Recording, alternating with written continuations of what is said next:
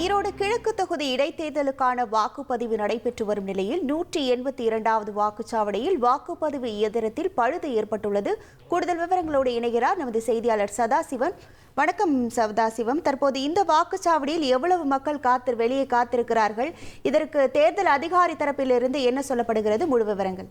வணக்கம். ஈரோடு கிழக்கு தொகுதிக்குட்பட்ட இடைத்தேர்தலானது இன்றைய தினம் நடைபெற்று வருகிறது. இதனைத் தொடர்ந்து காலை 7 மணி வாக்குப்பதிவு தொடங்கி மாலை 6 மணி வரை நிறைவு பெற உள்ளது. இந்நிலையில் ஈரோடு கிழக்கு தொகுதிக்குட்பட்ட 53 வாக்குப்பதிவு மையத்தில் 237 வாக்குச்சாவடியில் வாக்குப்பதிவானது நடைபெற்று வருகிறது.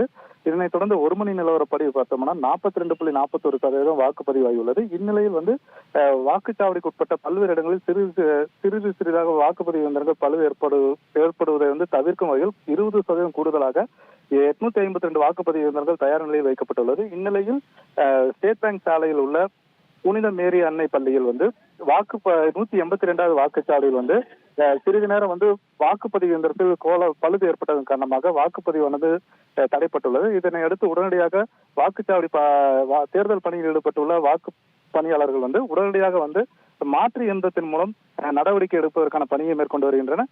இந்த பணி விரைவில் சரி செய்யப்பட்ட பிறகு காத்திருப்பில் உள்ள வாக்காளர்கள் அடுத்தடுத்து வாக்குப்பதிவினை செலுத்த உள்ளனர். உங்கள் விவரங்களுக்கு நன்றி சதாசிவம். செய்திகளை உடனுக்குடன் தெரிந்து கொள்ள உடனே சப்ஸ்கிரைப் பண்ணுங்க.